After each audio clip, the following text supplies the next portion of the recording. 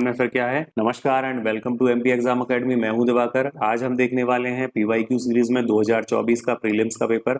चलिए स्टार्ट करते हैं। तो पहला क्वेश्चन हमारे पास आता है, मनुष्य में गुणसूत्र जो होते हैं इनकी संख्या 21 की ट्राइसोमी के कारण कौन सा विकार उत्पन्न होता है? Turner syndrome, down super female syndrome, Klinefelter syndrome. तो यहाँ पर क्या आ जाएगा? डाउन सिंड्रोम आ जाएगा। 21वीं ट्राइसोमी के कारण क्या आ जाएगा? Down syndrome. नेक्स्ट क्वेश्चन देखते हैं। राष्ट्रीय स्वास्थ्य नीति 2017 ने स्वास्थ्य में सुधार के लिए 7 प्राथमिकता वाली क्षेत्रों पर क्या किया है? समन्वित कार्यवाही पहचान की है। दिए गए विकल्पों में से कौन सा 7 क्षेत्रों में नहीं आता है? तो क्या नहीं आता है? स्वच्छ भारत, यात्री सुरक्षा, निर्भया नारी, अन्नपूर्णा योजना नहीं आएगी। क्या नहीं आएगी? अन्नपूर्णा योजना। नेक्स्ट देखो, बोल रहा है किस दाल के लगातार सेवन से लेथारिज्म क्या हो जाता है? रोग हो जाता है। तो वो कोई और नहीं है, खेसारी दाल है। आगे बढ़ते हैं। नेक्स्ट की बात करें, 2017 में इसरो ने किस सैटेलाइट लॉन्च व्हीकल से 104 सैटेलाइट सफलतापूर्वक लॉन्च किए हैं? तो वो क्या था? Polar satellite vehicle C-37। आगे बढ़े, ओजोन परत की मोटाई को किस में नापते हैं? तो डॉप्सन में नापते हैं। डेसिबल में साउंड को नापते हैं हम। क्लियर है। पीपीएम में पार्ट्स पर मिलियन सांद्रता को नापते हैं। पीपीबी बताओगे अब आप क्या होता है? मनुष्य शरीर में ग्रीवा कशेरुकाओं की संख्या कितनी होती है? 5, 7, 12 या फिर बोल रहा है 33। तो कितनी रहेगी? 7 रहेगी। मंगल ग्रह के लिए भारत का पहला अंतर्ग्रही मिशन किस वर्ष में सफलतापूर्वक लॉन्च किया गया? तो आपको याद रखना है MOM मार्स ऑर्बिटर मिशन 2013। 8वें क्वेश्चन पर आते हैं हम लोग। 8वां क्वेश्चन बोल रहा है, भारत सरकार ने जल प्रदूषण निवारक और नियंत्रण अधिनियम कब पारित किया? 72, 1986, 1990, 1974। तो डी आपका सही आंसर है। SDG इंडिया 2018 के अनुसार SDG 1, 2 और 9 क्या दर्शाते हैं? तो अगर आप SDG पढ़े हो और आपने SDG के विषय में थोड़ा भी समझने की कोशिश की है तो कोई भी, मैंने आपको कई बार क्लास में भी बताया है, कोई भी बात शुरू होती है सबसे पहले क्या होती है? कोई भूखा नहीं हो, कोई गरीब नहीं हो। तो अब देखो यहाँ पर क्या समझ में आ रहा है? कोई गरीब नहीं, ठीक है। फिर 2 क्या बोल रहा है? कोई भुखमरी नहीं। फिर उद्योग, नवाचार, बुनियादी ढांचा। तो समझ में आया? पहला, दूसरा। फिर 9वां पूछा उसने, कोई गरीब नहीं। गुण शिक्षा कब आएगी? जब कोई गरीब नहीं हो, कोई भूख से मर नहीं रहा हो, उसके बाद ये सारी चीजें हैं। तो उसने क्या पूछा? 1, 2 और 9। तो क्या होगा? ऑप्शन ए हमारा सही आंसर होगा। 10वां देखो, जल पारिस्थितिकी तंत्र में तालाब में निम्नलिखित में से किस घटक का प्रतिनिधित्व कवक, जीवाणु और फ्लैजेल्स के द्वारा किया जाता है? स्वपोषी, उपभोक्ता, अपघटक, अपजैविक घटक।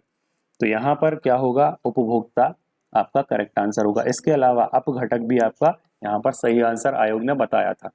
आगे बढ़ते हैं। नेक्स्ट की बात करें, निम्नलिखित में से किस मामले में भारत के सर्वोच्च न्यायालय ने दोनों में संघर्ष की स्थिति में, संघर्ष मतलब नीति निदेशक तत्व और मौलिक अधिकार में मौलिक अधिकारों की व्यापकता की घोषणा की है? तो यहाँ पर आपको याद रख लेना है, ये जो मद्रास सरकार बनाम चंपकम दोराइजन वाद था 1951 का, यहाँ पर बता दिया था।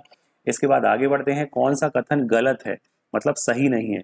मुख्य चुनाव आयुक्त और अन्य चुनाव आयुक्तों के बीच मतभेद की स्थिति में मामले का निर्णय विधि आयोग द्वारा किया जाता है।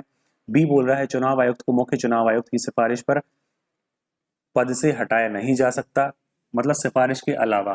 ठीक है। मुख्य चुनाव आयुक्त और अन्य चुनाव आयुक्त को समान शक्तियां प्राप्त होती हैं। ओके। डी बोल रहा है, चुनाव आयुक्त का कार्यकाल पदभार ग्रहण करने से 6 वर्ष या 65 वर्ष होगा। तो ये तीनों की तीन सही है। गलत क्या होगा? तो यहाँ पर ये बात आएगी विधि आयोग द्वारा किए जाने की बात। क्लियर है? ए। आगे बढ़ते हैं। संविधान में संशोधन के लिए कम से कम आधे राज्य और विधानमंडल के अनुसमर्थन की आवश्यकता होती है। कहाँ पर? 53 में, 239 ए में, 243 ए में या फिर 279 ए में? तो 279 ए में होती है। अब आपको कमेंट करके बताना है क्या यह GST से संबंधित है। जल्दी से बताओ। चलो आंसर दे देना, है ना। देखो अब 14वें नंबर पर आते हैं। तो 14वां नंबर बोल रहा है, निम्नलिखित में से कौन सा अनुच्छेद भारत के राष्ट्रपति पर महाभियोग के बारे में, इम्पीचमेंट ऑफ प्रेसिडेंट?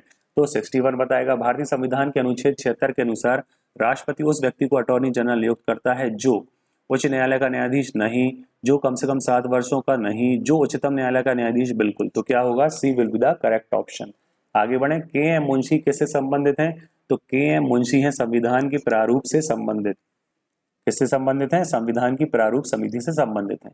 भारत के राष्ट्रपति किसकी सलाह पर 352 के तहत आपातकाल की घोषणा करते हैं? तो आपको याद रखना है कैबिनेट। कैबिनेट को क्या बोलते हैं? संघ का मंत्रिमंडल। 17 का क्या हो जाएगा? सी। आगे बढ़े, अटल बिहारी सुशासन नीति विश्लेषण संस्थान कहाँ पर है? भोपाल में है। ये कहाँ पर है वर्तमान में देखा जाए तो यूनिट 5 का आपके पास पॉइंट से क्वेश्चन सीधा उठ के आया है। आगे बढ़े, निम्नलिखित कथनों पर विचार करना है। कानूनी मामलों पर राज्य सरकार को सलाह देना महाधिवक्ता एडवोकेट जनरल का काम होता है, कर्तव्य होता है। महाधिवक्ता मंत्रिमंडल के प्रसाद पर्यंत बने रहते हैं, तो क्या है? मंत्रिमंडल के प्रसाद पर्यंत नहीं बने रहते हैं, तो केवल एक कथन क्या है? सही होगा। चलो आगे बढ़ते हैं। पंचायतों को सौंपी जा सकने वाली शक्तियां, अधिकार और जिम्मेदारियों की सूची कहाँ पर है? पंचायतें कहाँ पर हैं? तो 11वीं अनुसूची में है। 12वीं में कौन है? 74वां संविधान संशोधन। अपना कौन आ जाता है वहां पर? नगरीय निकाय। तो क्या होगा? 20 का ए। नेक्स्ट क्वेश्चन की बात करें, और एल.एम. सिंघवी को याद रखना, पहली बार उन्होंने क्या बोला था? पंचायतों को संवैधानिक दर्जा दो। नेक्स्ट की बात करते हैं। अब हम आते हैं 21वें पर। तो भिम्मा की बात हुई है, तो यहाँ पर भिम्मा डिलीट हो गया था। ठीक है, ये आया क्वेश्चन बढ़िया था, लेकिन क्या था? ये डिलीट था और सबको नंबर दे के गया था।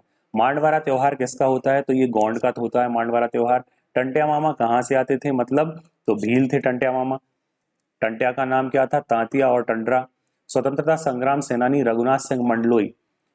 रघुनाथ सिंह मंडलोई की बात हो रही है यहाँ पर। ये क्या थे? भिलाला। अभी आपने देखा है कि आपको एक बार प्रीवियसली भी ये क्वेश्चन देखने मिल गया है।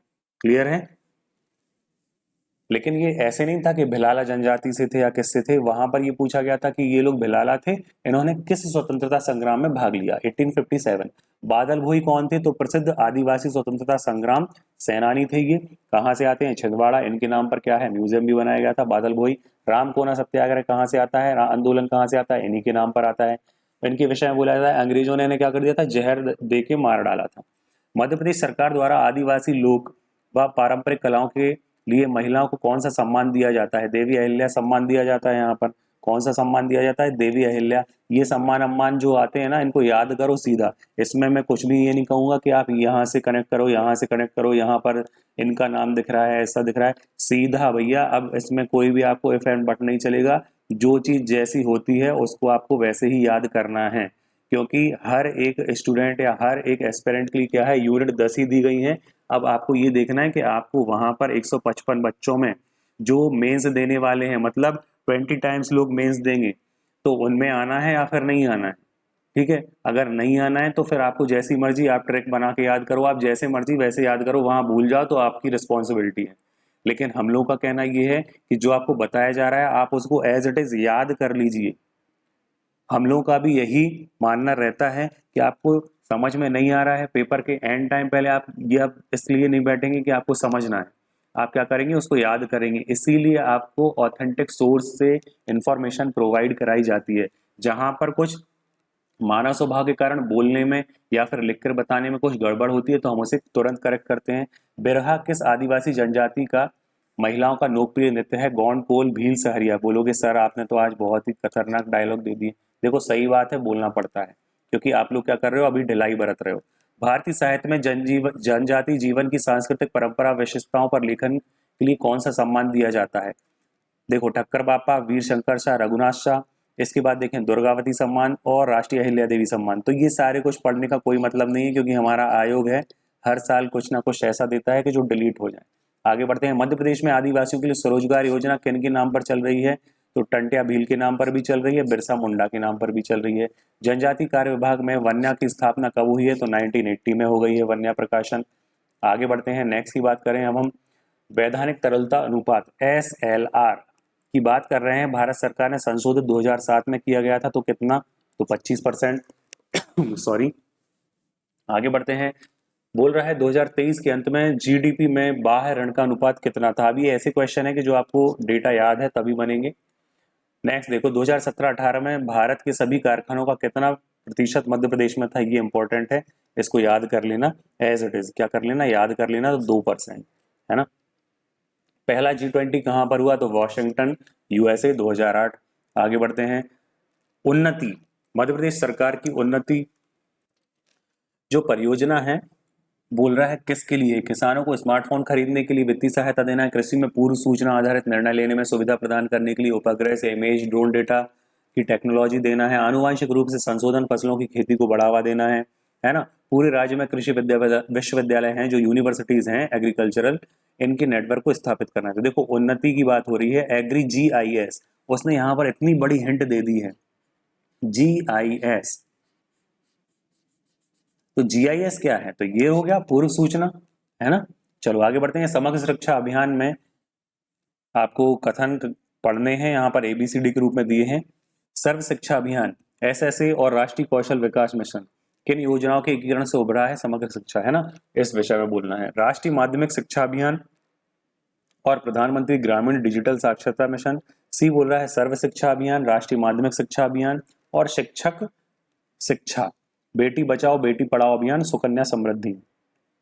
तो यहाँ पर क्या है? सर्व शिक्षा अभियान, SSA, राष्ट्रीय माध्यमिक शिक्षा, RMSA और शिक्षक शिक्षा। 2022-23 की बात कर रहे हैं। तो यहाँ पर मध्य प्रदेश और भारत की प्रति व्यक्ति आय के अग्रिम अनुमानों में स्थिर 11-12 की कीमतों पर तुलना पर हम क्या पाएंगे? मध्य प्रदेश की प्रति व्यक्ति आय भारत की प्रति व्यक्ति आय की तुलना में अधिक है, मध्य प्रदेश की प्रति व्यक्ति आय भारत की प्रति व्यक्ति आय की तुलना में कम है, भारत के बराबर है, तुलना संभव नहीं है। तो यहाँ पर क्या समझ में आ रहा है भैया? जल्दी से बताओ। यहाँ पर ये समझ में आ रहा है कि तुलना में कम है, भारत की कहीं ज्यादा है। आगे बढ़ते हैं, नेक्स्ट क्वेश्चन की बात करते हैं। यहाँ पर अब हम आ गए हैं GI टैग चिन्नौर चावल। तो भैया कहाँ से है? बालाघाट से है, कोई दिक्कत की बात नहीं है। ये आ गया महेश्वर और मंदसौर में लहसुन आ गया। तो ऑप्शन क्या होगा? जल्दी से बताओ। बी ऑप्शन करेक्ट आ जाएगा, ठीक है। अब यहाँ पर याद रखना कि जो रतलाम का रियावन लहसुन है इसको GI टैग प्राप्त है। क्लियर है? रतलाम के सेब को भी GI टैग प्राप्त है। इसके बाद देखें सुंदरजाम रीवा को GI टैग प्राप्त है। नीति आयोग की SDG इंडिया इंडेक्स 2020 के अनुसार स्कोर रेंज के आधार पर कैसे परिभाषित करते हैं? आकांक्षी 100, प्रदर्शक 65-99, अग्रणी 50-64, आकांक्षी एस्पिरेंट मतलब 0 से 49, प्रदर्शक, ठीक है, और फिर अग्रणी फ्रंट रनर 65 से 99। तो क्या होगा? बी आपका ऑप्शन सही हो जाएगा। आगे बढ़े। यूनिक्स ऑपरेटिंग सिस्टम का केंद्रीय भाग कौन सा होता है? ये थोड़ा सा अलग क्वेश्चन आ गया था। ये आपने कर्नल वगैरह अगर थोड़ा सा टेक्नोलॉजी जानते हो या समझते हो उसकी टेक्निकल टर्म्स तो आराम से समझ जाओ, क्योंकि अगर मोबाइल चलाते हो आप, मोबाइल में आता है कर्नल वर्जन क्या चल रहा है क्या नहीं चल रहा है, तो फिर समझने में इतनी दिक्कत नहीं होती। अदरवाइज तो नया तो था, ये मैं भी मानता हूँ। खाली स्थान हमला भ्रामक ईमेल या फिर टेक्स्ट संदेश के रूप में आता है जो आपसे सॉफ्टवेयर इंस्टॉल करने या व्यक्तिगत जानकारी प्रकट करने के लिए कहता है। क्या कहलाएगा? स्पैमिंग, वायरस साइनिंग, फिशिंग या फिर स्कैनिंग। तो देखो सबसे पहले क्या ऑप्शन लगाना है? फिशिंग। फिर इन्होंने बोल दिया था वायरस साइनिंग। अपना आयोग है तो वो 2 ऑप्शन देने से तो कभी कतराता नहीं है। करेंटली है, ये करेंटली नहीं है, इसकी स्पेलिंग ऑल्दो KURRENTLY है, तो ये करेंटली नहीं करेंटली है। सर्च इंजन है, सोशल नेटवर्किंग साइट है, ब्लॉग है या फिर इंटरनेट क्या है? फोरम है। तो ये क्या है? सर्च इंजन, जो कि बंद हो चुका है, ठीक है। इमिटेशन गेम किसका मूल नाम है? तो ट्यूरिंग टेस्ट का नाम क्या है? इमिटेशन गेम है। आगे बढ़ते हैं। ट्विटर के संस्थापक, ये पुराना क्वेश्चन आ गया है, जैक डॉर्सी। नेक्स्ट देखो, ई गवर्नेंस के 4 स्तंभ कौन से मिलेंगे? तो आपको मिलेंगे जो पीपल, प्रक्रिया मतलब प्रोसेस, प्रौद्योगिकी मतलब क्या हो जाएगा? टेक्नोलॉजी, और संसाधन क्या हो जाएंगे? जल्दी से बोलो। संसाधन हो जाएंगे, जो भी आप चीजें इस्तेमाल कर रहे हो। तो क्या होगा? ए, रिसोर्स, है ना।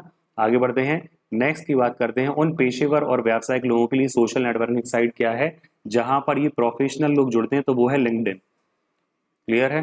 खाली स्थान आर्टिफिशियल इंटेलिजेंस की शाखा है, मशीन लर्निंग। ये देखो अभी अगर आप देखोगे तो यहाँ पर FSO में, AP में ये क्वेश्चन बहुत आते हैं, और ये देखो कब वो पूछ के बैठा है। MPG क्या है? Moving picture experts guide, moving picture experts group, moving picture effect group या फिर मूविंग पिक्चर इफेक्ट गाइड। यहाँ पर क्या आ जाएगा? Experts group, moving picture.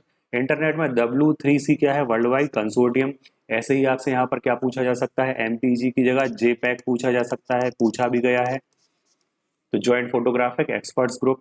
Clear है? या फिर बताओ ज्वाइंट फोटोग्राफिक की जगह क्या आएगा? ज्वाइंट पिक्चर एक्सपर्ट्स ग्रुप आएगा। जल्दी से कमेंट करके बताना कौन सा सही है। 2021-22 के अनुसार मध्य प्रदेश में क्षेत्रफल और उत्पादन की दृष्टि से अनाजों में गेहूं का स्थान पूछ रहा है। तो गेहूं का स्थान क्या है भैया? मध्य प्रदेश में तो प्रथम है। किस जिले में सोयाबीन का उत्पादन प्रारंभ हुआ था? तो देवास में ये प्रारंभ उत्पादन सबसे पहले हुआ था। आगे बढ़ते हैं। रॉक फास्फेट का उपयोग किस उद्योग में किया जाता है? तो उर्वरक उद्योग में किया जाता है। नेक्स्ट की बात करते हैं। अब हम 54 की बात करें, ठीक है। बोल रहा है मध्य प्रदेश के दक्षिण पूर्वी भाग में अधिकांश वर्षा किससे होती है? दक्षिण पूर्वी भाग में तो बंगाल की खाड़ी से होगी। नेक्स्ट देखो, काली मिट्टी का निर्माण किससे होता है? तो बेसाल्ट से होता है। बेसाल्ट कहाँ से बन रही है? लावा के जमने से बन रही है। बांस का राष्ट्रीयकरण कब होगा? तो 1973 में होगा। विंध स्कार्प लैंड का दक्षिणी भाग क्या कहलाता है? तो मैकाल कहलाएगा। क्या कहलाएगा? मैकाल कहलाएगा, भांडेर कहलाएगा, बस्तर कहलाएगा, अमरकंटक कहलाएगा। इस क्वेश्चन पे बहुत ज्यादा क्या हो गई थी, भसड़ मच गई थी, लेकिन अल्टीमेटली आपका हिंदी ग्रंथ अकेडमी जो कि 1969 में बनी है, क्या बनी है? हिंदी ग्रंथ अकेडमी मध्य प्रदेश की, इसकी बुक है। आप देखोगे वहां पर क्लियर कट यहाँ पर आंसर दिया हुआ है। नेक्स्ट क्वेश्चन की बात करते हैं, 58वें नंबर की बात करें हम। यहाँ पर तो BHEL जो है भोपाल का, वो किसकी सहयोग से बना है? तो ब्रिटेन के सहयोग से बना है। 2011 की जनगणना के अनुसार किस जिले में नगरीय जनसंख्या का प्रतिशत सबसे ज्यादा है? तो भैया भोपाल में सबसे ज्यादा है। आगे बढ़े, नेक्स्ट की बात करते हैं, कौन सी सिंचाई परियोजना 4 राज्यों में भागीदार है? बाणसागर, भांडेर, राजघाट या फिर सरदार सरोवर? तो सरदार सरोवर है मध्य प्रदेश, राजस्थान, इसके अलावा गुजरात और महाराष्ट्र। ठीक है, आगे बढ़ते हैं। बंगला भाषा में दुर्गेश नंदिनी किसका है? तो बंकिम चंद्र चट्टोपाध्याय का है या चटर्जी जी का। केशव चंद्र सेन को ब्रह्म समाज का प्रधान आचार्य किसने बनाया? तो ये क्वेश्चन थोड़ा सा बढ़िया है, इसमें अच्छे से पढ़ के देना। क्या है? तो देवेंद्रनाथ ठाकुर। गांधी जी ने किस आंदोलन के समय वेल्स के राजकुमार का बहिष्कार करने का आह्वान किया था? तो किस में किया था गांधी जी ने? गांधी जी ने किया था असहयोग आंदोलन में। किसी का सहयोग नहीं करे थे, नॉन कॉर्पोरेशन है ना, कोऑपरेशन। मौर्यकालीन प्रशासनिक व्यवस्था में प्रदेष्टा किस? तो प्रदेष्टा कहाँ से है? न्याय विभाग से ही है। ये तो बिल्कुल बेसिक है। KM पन्नीकर ने किसके लिए कहा है वे आधुनिक भारत के सर्वप्रथम कूटनीतिज्ञ थे? तो गांधी जी के गुरु कौन है? राजनीतिक गुरु की बात करते हैं तो इनका नाम आता है, और ये कौन है हमारे? गोपाल कृष्ण गोखले। आगे बढ़े, 66 नंबर की बात करते हैं हम। किस वेद में सभा समिति को पृथक संस्थाओं के रूप में वर्णित किया गया है? तो अथर्ववेद में किया गया है। क्षत्रिय वर्णों के उपनयन संस्कार किस मंत्र के संपादन का प्रावधान था? त्रिष्टुप। ये सारे फैक्ट्स, ये सारे आपको एस्पेक्ट कवर होते हुए मिलेंगे संजीवनी बुकलेट्स और अमोक क्रांति बैच में। अगर आप जुड़ना चाहते हैं, अभी भी टाइम बहुत ज़्यादा नहीं गुजरा है, अभी भी आपके पास सफिशिएंट टाइम है। आपको अगर MPPSC 2026 का प्रीलिम्स क्रैक करना है तो आइए हमसे जुड़िए और एप्लीकेशन डाउनलोड करके कोर्स परचेज करिए, जो कि अभी डिस्काउंटेड प्राइस में चल रहे हैं। गुहा मंदिर में कैलाशनाथ मंदिर कहाँ पर है? अजंता, एलोरा, एलिफेंटा या फिर कन्हेरी की गुफा? तो कहाँ पर है ये? एलोरा की गुफाओं में। आगे बढ़े, कौन सा वेद सबसे अधिक प्राचीन है? तो भैया क्या है? ऋग्वेद है, दुनिया मान रही है। अष्टांग योग के अंतर्गत किसे अंतरंग साधना कहा जाता है? तो किसे कहा कहते हैं हम? धारणा को। नेक्स्ट की बात करते हैं, सही कूट करना है, पहचानना है। तो अब हम देखें, साबरमती कहाँ से निकलेगी? मेवाड़ की पहाड़ी से। ताप्ती कहाँ से निकलेगी? सतपुड़ा मुल्ताई से। इसके बाद दामोदर नदी, ये जो कहते हैं कावेरी ब्रह्मगिरी से। तो अपने पास क्या ऑप्शन आ जाएगा? C ऑप्शन सही हो जाएगा। आगे देखते हैं, भारत के कौन से 2 राज्यों से देश के कुल कोयला निक्षेप का 50% से अधिक प्राप्त होता है? झारखंड, मध्य प्रदेश, उड़ीसा, छत्तीसगढ़। तो अब ये 2 राज्य आपको बताना है, 1 2 1 3, मतलब झारखंड और मध्य प्रदेश, झारखंड और उड़ीसा। और बोल रहा है 3 4, मतलब उड़ीसा, छत्तीसगढ़। या फिर बोल रहा है 2 3, मध्य प्रदेश, छत्तीसगढ़। तो यहाँ पर क्या आ जाएगा? 1 और 3, झारखंड और उड़ीसा। डी आपका सही आंसर होगा। 2021-22 में भारत में दालों के उत्पादन में कौन सा राज्य प्रथम स्थान पर था? उत्तर प्रदेश, राजस्थान, मध्य प्रदेश, गुजरात। तो यार ये तो ऑप्शन ही देख के समझ में आना चाहिए कि दलहन में क्या है अपना, हमारा प्यारा मध्य प्रदेश। आगे बढ़े, नेक्स्ट क्वेश्चन देखो, बॉक्साइट का सबसे बड़ा भंडार कौन रखता है? उड़ीसा, झारखंड, गुजरात या फिर आंध्र प्रदेश? तो कौन रखता है? जल्दी से बताओ। ओडिशा। अब देखते हैं कौन सा कथन गलत है। एल नीनो समुद्री जलधारा है जो पेरू के तट पर प्रकट होती है। बिल्कुल। एल नीनो भारतीय मानसून को कम करती है। बिल्कुल। ला लीनो क्या है? इसका जस्ट अपोजिट है। ला एल नीनो घटना प्रतिवर्ष होती है। नहीं नहीं, तो ये क्या हो जाएगा? गड़बड़ हो जाएगा। ला लीनो क्या है? भारतीय मानसून को मजबूत करती है। बिल्कुल, क्योंकि जस्ट एल नीनो का अपोजिट होता है। ये ठंडी है, ये गर्म है। तो ये एल नीनो जो है ना, वो 4 5 6 वर्षों में आती है। अब थोड़ा इसकी फ्रीक्वेंसी ज़्यादा हो रही है, क्योंकि आप देख रहे हो कि क्या हो रहा है, अपना ग्लोबल वार्मिंग हो रही है। अदरवाइज ये 5 6 वर्षों में आती थी। 2021-22 में भारत का कौन सा राज्य चावल में सबसे बड़ा उत्पादक था? तो भैया पश्चिम बंगाल, वेस्ट बंगाल। कौन सी नदी सबसे लंबी है? कावेरी, ताप्ती, नर्मदा, सोन। तो यहाँ पर अकेला दिख रहा है नर्मदा, 13-12। कितनी है नर्मदा की लंबाई? 13-12। ताप्ती कितनी है? 724। सोन की तुम लोग बताओ जरा, कावेरी की बताओ। सोन की तो एटलीस्ट पता होना चाहिए, MP से निकलने वाली है। 2021 में निम्नलिखित में से कौन सा चक्रवात भारत के पश्चिमी तट पर आया? तो ये कौन सा आया? ताउते या तौकते यहाँ पर लिखा है। क्लियर है? पश्चिमी तट पर, समझ गए ना, गुजरात वाले तट पर। अब देखो, पर्वत चोटियों को ऊंचाई के आधार पर जमाना है, गुरु शिखर, महेंद्रगिरी, अनाईमुड़ी, पचमढ़ी। आपको गुरु शिखर की ऊंचाई पता होगी 1722 है, पचमढ़ी 1350 है, महेंद्रगिरी बताना जरा कितना है, अनाईमुड़ी बताना कितना है। अनाईमुड़ी की जरा बताना कितना है, 2695 है या नहीं है। अब ये क्वेश्चन गलत क्यों हो गया था, क्योंकि यहाँ पर क्या था, अवरोही क्रम में बताना था। अवरोही मतलब क्या होता है, घटता क्रम, मतलब सबसे बड़ा फिर बताना था और सबसे छोटा लास्ट में, है ना। तो ये क्वेश्चन क्या कर दिया था आयोग के द्वारा, ये हो गया था अगेन डिलीटेड। चलो आगे बढ़ते हैं। 2011 के अनुसार भारत के निम्नलिखित राज्यों में कौन से राज्य में जनसंख्या घनत्व सबसे कम रहा, त्रिपुरा, अरुणाचल, मिजोरम या फिर मेघालय। तो कहाँ पर रहा, अरुणाचल प्रदेश। नेक्स्ट देखो 81 की बात करते हैं हम लोग, आगे आते हैं। रानी दुर्गावती श्री अन्न प्रोत्साहन योजना के बारे में कौन सा कथन सही है। मध्य प्रदेश में मिलेट मोटी अनाज को प्रोत्साहित करती है, एनकरेज करती है, बिल्कुल सही है। ये योजना पूरे मध्य प्रदेश में लागू है, बिल्कुल सही है ये योजना। फिर बोल रहा है कि ये योजना 23-24 से 25-26 तक की अवधि के लिए है केवल। तो यहाँ पर कई लोगों को डाउट हो गया था और वो क्या करके आ गए थे, केवल एक और दो सही करके आ गए थे, मतलब ऑप्शन ए। जबकि यहाँ पर क्या है, सारे ही सही है। आगे बढ़ते हैं, नेक्स्ट क्वेश्चन की बात करते हैं। 2024 में भारत के राष्ट्रपति द्वारा निम्नलिखित में से किसे 12वें सदस्य के रूप में नामित किया गया। तो सुधा मूर्ति जी को किया गया। मध्य प्रदेश के पैरा कैनो खिलाड़ी कौन है, 2023 में अर्जुन पुरस्कार से सम्मानित किया गया। तो किससे सम्मानित किया गया है, प्राची यादव को किया गया। अब जरा जल्दी से बताना किस खेल से हैं। तो ऊपर लिखा है पैरा कैनो, याद कर लो इसको, इसीलिए मैंने बोला। कौन से पारंपरिक माच गायन शैली से संबंध है, कालूराम बामनिया, सत्येंद्र लोहिया क्या है, ये तो तैराक हैं, भगवती लाल पुरोहित, राज पुरोहित, ओम प्रकाश शर्मा। तो क्या हो जाएगा आपका, ओम प्रकाश शर्मा। सांख्यिकी में 2023 के अंतर्राष्ट्रीय पुरस्कार जिसे गणित के नोबेल पुरस्कार के नाम से जान बराबर माना जाता है, प्राप्तकर्ता कौन है। तो ये थोड़ा इंपॉर्टेंट क्वेश्चन है। अब पूछोगे इंपॉर्टेंट है लेकिन पता नहीं था कैसे लगाएं। तो याद रखना, जब ऐसे क्वेश्चन आते हैं और भारत का नाम आपको आता है तो वो पूछना यही चाहता है क्योंकि भारत की उपलब्धि है। ऐसे ही मध्य प्रदेश ऑप्शन आता है तो मध्य प्रदेश की उपलब्धि है, कहीं ना कहीं, भले ही दूसरे पर हो तीसरे पर हो। यहाँ पर देखो, तीन में से अपना चार में से एक नाम क्या है आपके पास, एक नाम भारतीय है, राधा कृष्ण राव। क्लियर। अब देखो, वर्ष 2024 में FIDI जो है कैंडिडेट्स टूर्नामेंट जीतने वाले सबसे कम उम्र के खिलाड़ी कौन बने हैं। तो ये बने हैं डी गुकेश। कौन बने हैं, डी गुकेश। आगे बढ़ते हैं, लमेटा गांव किस जिले में है। तो लमेटा सीरीज कहाँ पर मिलती है, जबलपुर में। नेक्स्ट क्वेश्चन की ओर बढ़े हम। अब हम आते हैं अपने 88वें नंबर की क्वेश्चन पर। यहाँ पर पूछ रहा है 2024 में भारत का लोकपाल किसे बनाया गया, अजय मानेकराव खानविलकर। क्लियर है बात, ये तो बनना चाहिए। किसको बनाया गया, खानविलकर जी को। मध्य प्रदेश हाईकोर्ट में रहे हैं ये, है ना। विश्व की पहली वैदिक घड़ी कहाँ पर स्थापित की गई है, तो भैया उज्जैन में की गई है। आगे बढ़ते हैं, जनवरी से मार्च 2024 में भारत इंग्लैंड की मध्य संपन्न 5 टेस्ट मैचों की श्रृंखला में विजयी रहा। भारत 3-2 से, 4-1 से, इंग्लैंड 3-2 से, इंग्लैंड 4-1 से। तो क्या रहा, भारत भारत विजयी रहा 4-1 से।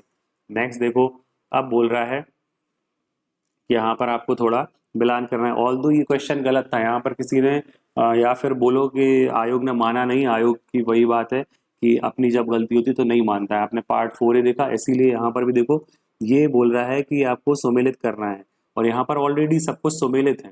ठीक है, मुराद अली महू से, बखत वली शाहगढ़ से। लेकिन आप और देखोगे ना, तो ये राजा मर्दन सिंह नेमावर के कहाँ से हो गए, दौलत सिंह भानपुर के। तो ये थोड़ा सोचने पर मजबूर करते हैं कि अब आप क्या कहाँ कहाँ से उठा के ला रहे हो, राजा मर्दन सिंह नेमावर से ला रहे हो, समझ में नहीं आ रहा।